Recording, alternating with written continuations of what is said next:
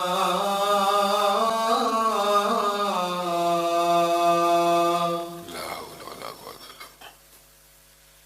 على الفلاح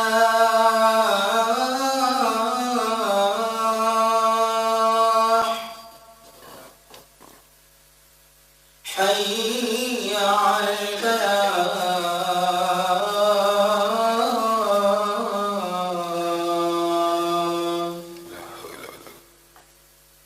الله أكبر الله أكبر الله أكبر الله لا إله إلا الله. لا إله إلا الله اللهم رب هذه الدعوة رفيع وسبقام محمود اللهم صل وسلم عليه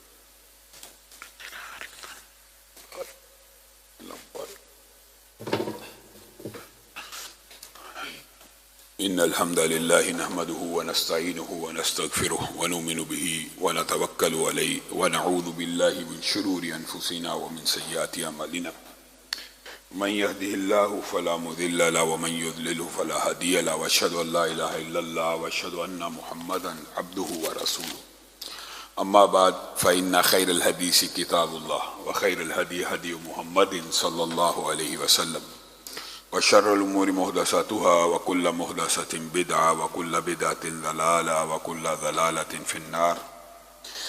أعوذ بالله من الشيطان الرجيم. لقد كان لكم في رسول الله أسوة.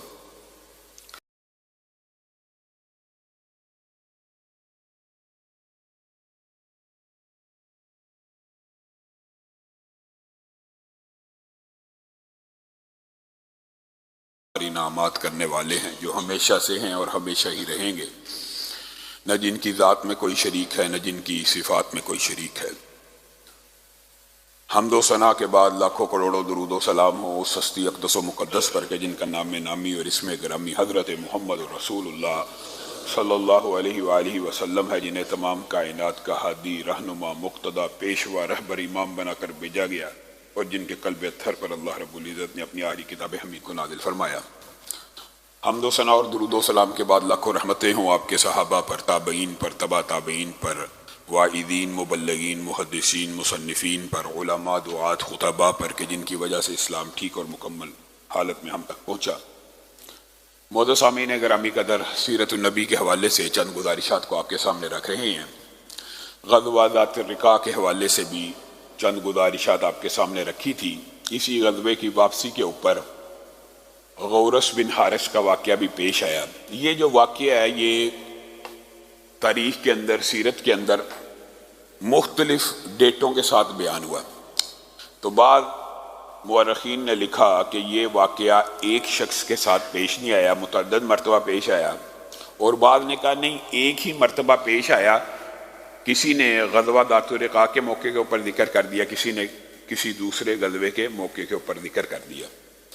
وہ واقعہ مشہور آپ نے سنا ہے، رسول اللہ صلی اللہ علیہ وسلم لیٹ گئے سستانے کے لیے، آرام کرنے کے لیے، اچانک آپ نے ایک آواز سنی کہ ایک آدمی آپ کو اٹھا رہا ہے اور کہہ رہا ہے کہ آپ کو میرے سے کون بچائے گا؟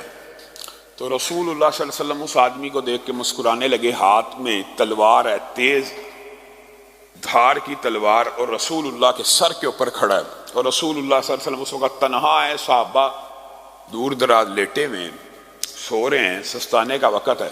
تو رسول اللہ صلی اللہ علیہ وسلم مسکرا کے اس کو کہتے ہیں اس وقت بھی مجھے اگر تیرے ہاتھ سے کوئی بچا سکتا ہے تو اللہ بچا سکتا ہے۔ جیسے ہی رسول اللہ نے یہ الفاظ کہے اللہ بچا سکتا ہے، اس آدمی کے ہاتھ کپ کپانا شروع ہو گئے، اور وہ جو کھڑا ہے رسول اللہ صلی اللہ علیہ وسلم کو تلوار لے کر مارنے کی نیت سے کپ کپاتے ہوئے اس کے ہاتھ سے تلوار گر جاتی ہے، اور رسول اللہ صلی اللہ علیہ وسلم تلوار اٹھا لیتے ہیں، اور بعض روایات میں یہ آتا ہے رسول اللہ کہتے ہیں اب بتا تجھے کون بچائے گا؟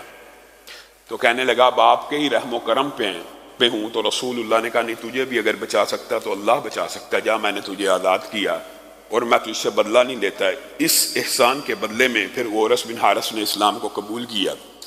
یہ واقعہ غزوہ ذات الرقاع اور دیگر غزوات کے ساتھ بھی بیان کیا جاتا ہے۔ اس کے بعد اسلامی تاریخ کا جو بہت اہم ترین غزوہ اور جس کے حوالے سے قرآن پاک میں بہت سی آیات بھی نازل ہوئی. بعض آیات ہم سمجھتے ہیں کہ صرف غزوہ بدر، احد اور تبوک اور حنین اور اس طرح کے غزوات کے یا صلح حدیبیہ وغیرہ کے موقع کے اوپر نازل ہوئی. قرآن پاک کی متعدد آیات کچھ ایسے غزوات کے بارے میں بھی نازل ہوئی ہیں کہ جس کا عرف عام میں لوگوں کو علم نہیں ہے. انہی میں سے ایک غزوہ بنی مستلق ہے، اور یہ سن 5 ہجری میں پیش آیا. شعبان کو رسول اللہ صلی اللہ علیہ وسلم نے 700 گھڑ سواروں کو تیار کیا، 700 نوجوانوں کو تیار کیا، اور ان میں 30 گھڑ سوار بھی شامل تھے. یہ جو غزوہ بنی مستلق ہے، اس کا جو دباچہ اور تمہید ہے وہ یہ ہے، یہ وہ قبائل تھے کہ جنہوں نے رسول اللہ صلی اللہ علیہ وسلم کے خلاف قریش کے ساتھ معاہدہ کیا ہوا تھا. یہ قریشیوں کے حلیف تھے. غزوہ احد کے اندر بھی انہوں نے قریشیوں کا ساتھ دیا. جیسے غزوہ احد کے بعد میں آپ کو مختلف مارکوں کے بارے میں بیان کر رہا ہوں کہ رسول اللہ صلی اللہ علیہ وسلم اپنی ٹیریٹری، اپنی ریاست کی حدود اور اپنے ریاست کے امور اور اپنی ریاست کے معاملات واضح کرتے جا رہے ہیں اور اپنی سرحدوں کو بڑھاتے چلے جا رہے ہیں اور فتنے بازوں کو ان کی سرکوبی کرتے چلے جا رہے ہیں. تو یہ بھی رسول اللہ صلی اللہ علیہ وسلم نے ضروری سمجھا کہ انہوں نے بھی قریش کا ساتھ دیا تھا احد کے میدان میں، اور یہ قریش کے حلیف ہیں. اور حضرت بریدہ اسلمی کو بھیجا تھا پہلے ان کی تفتیش کرنے، ان کے کیا ارادے ہیں، کیا نیت ہے. انہوں نے آ کے رپورٹ دی کہ ہاں وہ آپ سے جنگ کرنا چاہتے ہیں اور وہ جنگجو تیار کر رہے ہیں اور وہ اسلحہ تیار کر رہے ہیں، اور جب کبھی ان کو موقع ملا وہ پلٹ کے آپ کے اوپر وار کریں گے. تو رسول اللہ صلی اللہ علیہ وسلم نے کہا قبل اس کے کہ وہ ہم پہ حملہ کریں. 700 نوجوانوں کو تیار کیا، 30 گھڑ سوار ساتھ لیے، آنن فانن ان کے کنویں کے اوپر جا پہنچے. اور اس غزوے کے اندر بھی رسول اللہ صلی اللہ علیہ وسلم کو بہت بڑی مزاحمت کا سامنا نہیں کرنا پڑا. تھوڑی ہی دیر میں ان کے جنگجوؤں کو جو ماہر جاں باز سپاہی تھے قتل کیا اور باقی سب کے سب کو قیدی بنا لیا.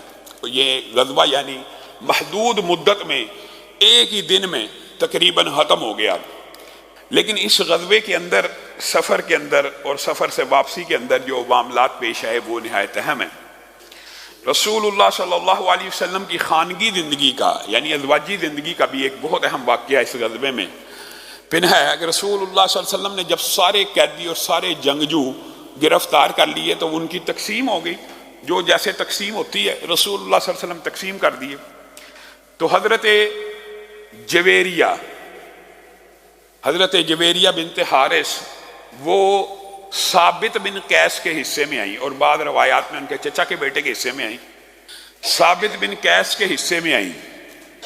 وہ سردار کی بیٹی تھی، اور غزوہ بنی مستلق جو تھا جس کی قیادت میں لڑا گیا وہ حارث بن ابو ذرار ہی تو تھا، وہ بھی قیدی. اب بیٹی کو بھی جب قیدی بنا کر ثابت بن قیس کے حصے میں آئی تو وہ بہت زیرک دانا خاتون تھی. انہوں نے ثابت بن قیس کو کہا تو کیا چاہتا ہے، مجھے اپنی باندی بنا کے رکھے گا، میرے ساتھ مکاتبت کر لے کہ میں تجھے اتنے پیسے دوں گی. ان کا آپس میں معاملہ طے پا گیا کہ اتنے پیسے تو مجھے دے تو تو آزاد ہے. ان نے حضرت جویریہ نے کہا میں سردار کی بیٹی ہوں، تو ٹینشن نہ لے، پیسے اکٹھے کرنا یا پیسے دینا یا تو میرے پہ بد اعتمادی نہ کر، میں تیرے پیسے فی الفور اتار دوں گی، جلدی اتار دوں گی.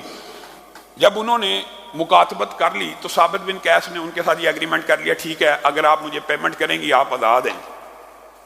انہوں نے ارد گرد پیمنٹ کا انتظام کرنا شروع کیا. کچھ رقم کم رہ گئی تو وہ رسول اللہ صلی اللہ علیہ وسلم کی بارگاہ میں پیش ہوئی اور آ کے کہنے لگی کہ آپ کو علم ہے کہ میں اپنے قبیلے کے سردار کی بیٹی ہوں. حضرت عائشہ نے ویسے اس روایت کے حوالے سے ایک لمبا چوڑا کلام بھی کیا، اور حضرت عائشہ کہتی ہیں کہ جب جویریہ چلتی ہوئی جس وقار، جس تمکنت اور جس سنجیدگی سے آ رہی تھی، اسی وقت میرا دل لرزنا شروع ہو گیا کہ اتنی باوقار عورت ہے، اتنی سنجیدہ اور اتنی حیادار اور اتنی اعلیٰ پرسنالٹی والی ہے. میرا دل، حضرت عائشہ خود بیان کرتی ہے، میرے دل میں یہ خیال آیا کہ رسول اللہ صلی اللہ علیہ وسلم کے دل کو بھا جائیں گی اور رسول اللہ صلی اللہ علیہ وسلم ان سے شادی کا ارادہ نہ کر لیں. حضرت عائشہ کا یہ روایت ویسے موجود ہے.